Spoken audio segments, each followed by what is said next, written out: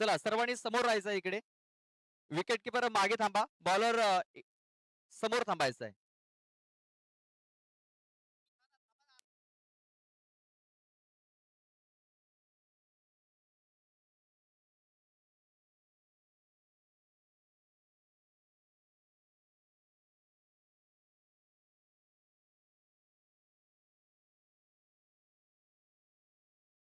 चला थोडीशी घाई करायची आहे.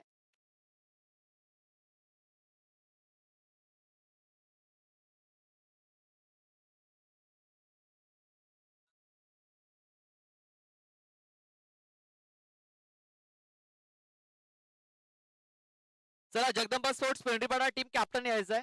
चला कॅप्टन या. त्यानंतर नागले संघ आपला देखील कॅप्टन पाठवून द्यायचा आहे. चला लवकर.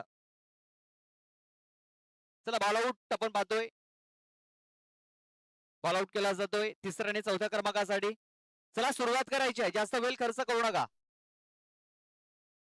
चला पहिला बॉल टाकण्यासाठी कोण सज्ज झालाय?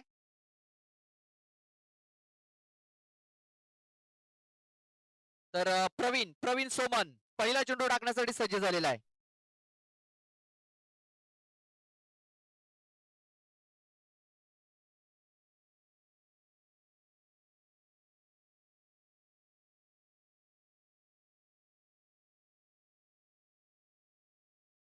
प्रवीण सोमन पहिला चेंडू टाकण्यासाठी सज्ज झालाय. बघा दोघांना देखील नवीन चेंडू ते दिले गेलेत. पहिला अटॅम्प मध्ये चुकलाय डोंगरीपाडा संघाचा. आता चेतन येतोय. चेतन बरफ कामन संघाच्या माध्यमातून.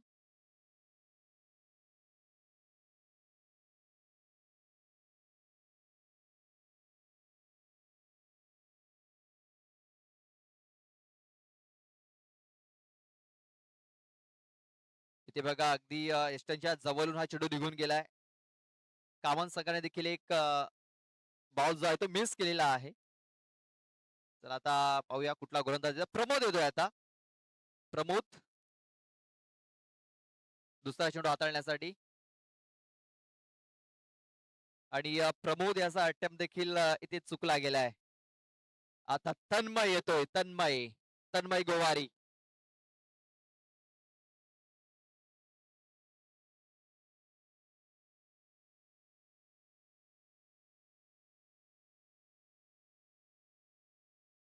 बघा मॅच मध्ये भरपूर वेळा यष्ट उद्ध्वस्त केल्या जात आहेत. मात्र इथे थोडस कठीण झालंय या गोलंदाजांना.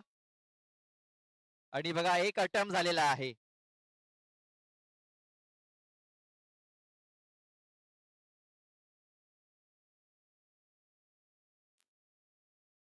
बघा एक टप्पा हा चेंडू सरळ यष्टांवरती लागला होता तिकडे.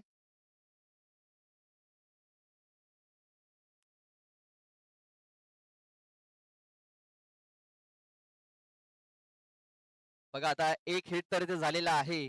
तो म्हणजे कामन संघाचा. इथे आता एक संधी आहे जय अंबे स्पोर्ट्स डोंगरीपाडा टीम कडे. इथे हिट झालेलं नाही आहे. म्हणजे इथे आता तिसऱ्या क्रमांकावरती आपण पाहतोय तर तो इथे गादेवी स्पोर्ट्सचा कामन हा संघ.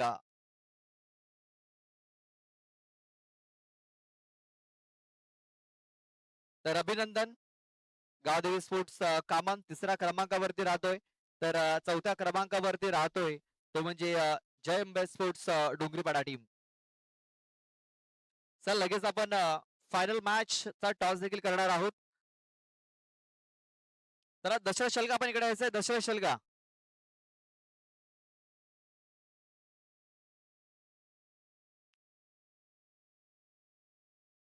चला दशरथ शलका लवकर या.